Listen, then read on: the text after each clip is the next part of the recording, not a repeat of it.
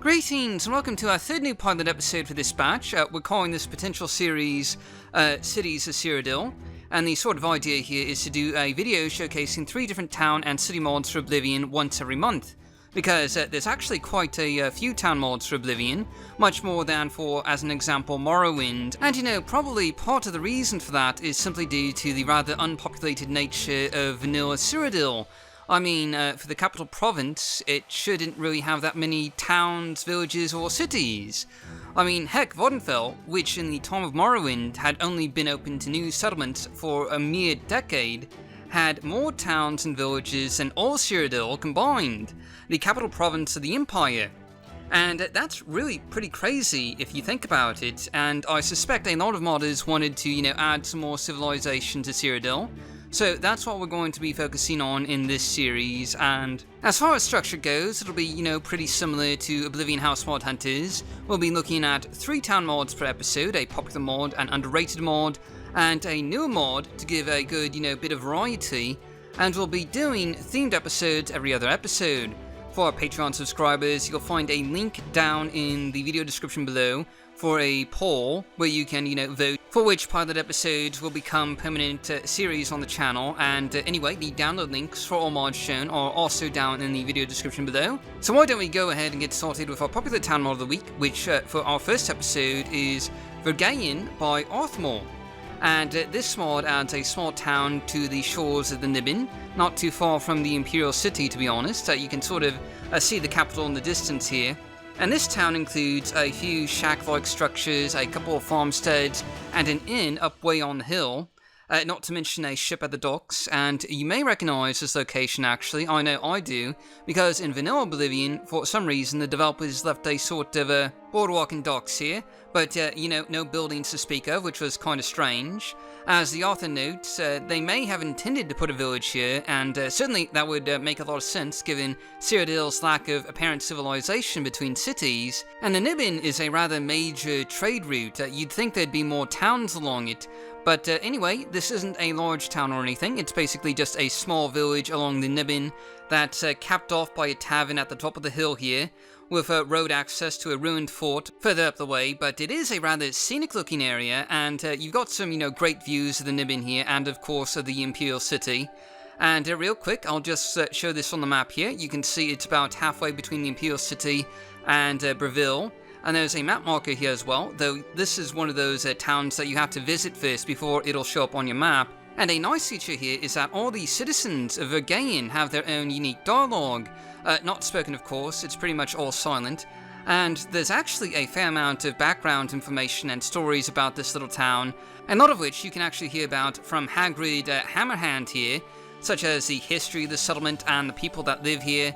And there's quite a bit of, interesting dialogue, as well as some rather curious characters that you can meet living in this small village. And the real center of this village is, of course, the tavern. This is where the NPCs gather at the end of each day to drink and discuss the latest topics. And all of them do have some unique dialogue, of course, as we mentioned before, and the town's inhabitants are fully scheduled. You might see them off and about on a patrol, farming in the community vegetable garden, laying up in one of the tavern beds, or, just enjoying a cup of mead and a loaf of bread down in the commons below. This is a town that's meant to really, fit in with the rest of Cyrodiil and blends in nicely with the landscape and the inhabitants of the rest of the Imperial Province. Plus, each of the interiors in this village is decidedly unique and designed to match the personalities of some of the very unique characters that live here. Like you might find a house full of alien relics, or one that contains an awful lot of small trees and bushes or the like, and this is all kind of explained by the dialogue of the townspeople and their curious obsessions. And as I mentioned before, they do have some unique schedules, like you'll find this fellow pearl diving off the shores of town here occasionally, swimming deep down into the Nibbin, which as an Argonian, their water breathing, probably comes in handy, and there's even a small warehouse where you could potentially, hold up during your stay in Vergayun, assuming you can clear out all the rats, of course, and don't mind living in a shanty for a night or two.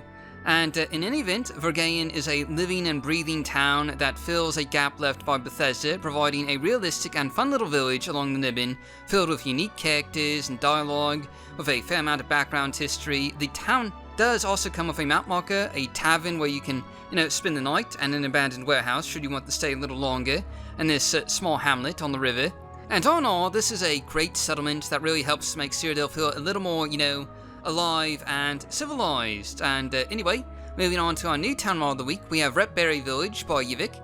And I should probably clarify a little bit, by new I mean relatively new. Retbury Village was actually released in 2012, which really wasn't that long ago, I don't think. And anyway, this mod adds a small new town not too far away from the Niben River, and it's a really compact little village, kind of reminiscent of a lot of European towns. And you have all the houses, shops, and, there's a tavern closely packed together around a central square, as you can see here. And it's really a very beautiful and scenic little town with lots of flowers, ivy, clothing lines. And towards the back here, there's a small compact alley with some crates and barrels, not to mention the occasional vegetable garden. And really, I think this is a fantastic looking town. It isn't, overly large. I think it might be about 10 buildings in total, but it feels like sort of organic and lived in, that I personally find, quite appealing. You can see this town on the map here, and it really isn't, too far away from the Niben River. And of course, it has a map marker that'll appear on your map automatically. And like most villages in Cyrodiil, the central gathering spot for many of the simple townsfolk is the local tavern, which you can see here, and it's a fairly sizable 2-story choral-style building with a decent-sized commons area where many of the NPCs gather to take drinks or eat meals during their off hours. And of course, there's a barkeep with a fair amount of stuff for sale, including food and booze, and you can also rent a room here for 10 septims a night if you need a place to stay. And the room you can rent is actually, fairly sizable, so it's a nice accommodation if you need it. Now, there aren't a whole lot of shops in Retbury Village, as you might expect for a small hamlet like this. Most of the buildings here are residential, but there is one small general goods shop with a number of common goods for sale where you'll often, find townsfolk buying their day-to-day needs and sundries, and the merchant here actually has quite a bit of gold to barter with, surprisingly, about 2,200 in total, which is a bit rich for a Cyrodiil merchant, I think, but, certainly convenient if you're coming in from a long dungeon romp and have a bunch of, items that you need to unload. He also has some, enchanting services as well.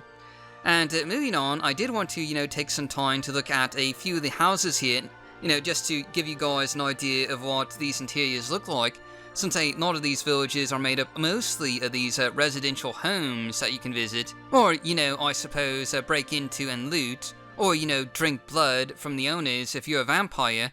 But anyway, these are, mostly nicely decorated homes that are, solidly middle class, and all the NPCs in this village do have, I believe, full NPC schedules, so, they'll move around a bit. Now, there is actually a house you can purchase in Retbury Village as your own home, and you can see a bit of it here, and it's essentially a 3-floor townhouse, with a first floor including a kitchen, a lounge, and, a little bit of dining space. And up on the second floor, you'll find a study and library, and, one of the cool things to note about this house is that it actually has windows that look out onto the town, so you can, see parts of the town from the comfort of your study, and there's also a guest bedroom with 2 beds that your companions can use if you have any. And last of all, on the top floor, there's a loft master bedroom, and this whole house, I have to say, is really, quite charming. It's a bit on the small side, but, very nicely decorated with lots of, cool minor features. And overall, Retbury Village is a pretty fantastic and unique little, sort of European-style town in the heart of Cyrodiil with a lot of nice features, like a tavern with rooms to rent, a merchant with a decent amount of gold, a house for sale that in itself is, quite really cozy and charming, and of course there's a map marker for quick transportation, and there's also some stables for residents, and it's really a dreamy little hamlet, and, I definitely recommend checking it out. Finally, for our last underrated town mod of the day, we have Pinevale by Kulu, and I do apologise if I mispronounced that. Unlike our other 2 town mods in this episode, this one isn't in the Niben Valley. Instead, it's actually in the heart of the Ural Mountains of northern Cyrodiil. In fact, it's really, more of a mountaintop town, occupying an entire peak of the Ural mountain chain, and this mountaintop town consists of a couple of different, areas, with an open market with a number of market stalls down below, a small residential area of shacks over here on, one side of town, a tavern towards the back of the village, and in the town center, you have the town hall and a couple of, middle-class dwellings, not to mention a statue in the middle of the town square. And this really is quite a unique and original town mod. There's not a whole lot of towns located on top of mountains, and this one is creatively designed in a practical, yet, very cool looking way, and I especially love the verticality between different areas of town, like, everything's at a sort of different height level, really, which, kind of makes for a cool effect. And there's even a few, unique little hidden areas off to the sides, but I'm not going to show that off really here. I'd rather leave some things for you guys to find for yourselves. But anyway, taking a closer look at the marketplace here, you'll find a lot of, shop vendors that include a number of different services. Like there's a weapon and armor merchant with 1100 bartering gold, a clothier with various goods at sale, and a food merchant where you can buy sweet rolls, of course. Not to mention, you can also get her to charge up any enchanted items you might have for a small fee. And you can see Pinevale on the map here, and it really is just about in the northernmost portion of Cyrodiil, in the center of the Jarl Mountains. And it does, of course, include a map marker, not to mention a small tunnel path that'll take you from the base of the mountains up to the peak where the town is. Now, as with the other towns, there is a small tavern here where you can, rent a room if you need to, and where the townsfolk go to eat and drink at the end of their days. And of course, the bartender here has some booze and food for sale as well, along with 50 bartering gold. And a nice thing about this town is that you can buy a small house here from the mayor for about 4,000 drakes, a modest amount that should be pretty affordable for most, I think. And starting out, this home you just purchased really doesn't come with much, just a chest in the corner and a bedroll for sleeping in. You'll have to buy the furniture for this place manually, and this leads me to one of Pinevale's only interior shops. This is sort of a large general trader and magic items shop, where you'll find a variety of items for sale, including potions, magical items, books, miscellaneous items, and also furniture for your home. Now, in addition to the 4,000 gold asking price, you'll probably pay around 10,000 additional gold for all the furnishings that you can get for your new home, though luckily this trader has about 1,500 bartering gold, so you can make some of that back selling items to her. And here you can see your fully finished cabin, which comes with bookshelves, a bed, a roaring fireplace with a few stools in front to, enjoy the warmth of the fire, and a small study and dining area. It's, quite small, of course, but it is kind of cozy. Now, as with the other town mods that we've looked at, I did want to take just a little bit of time to look at a few random interiors, starting with the town hall, which is a sort of, commons building for the entire community, and it's a rather nicely decorated building, I must say. And real quick, here's a random house, one of several in this small town, so you can, kind of get an idea of how each NPC lives and, what the dwellings look like. And all in all, Pinevale is a really nice looking mountaintop community with a sort of unique design and a lot of verticality. Not to mention some amazing views of Cyrodiil, which, I kind of forgot to mention before.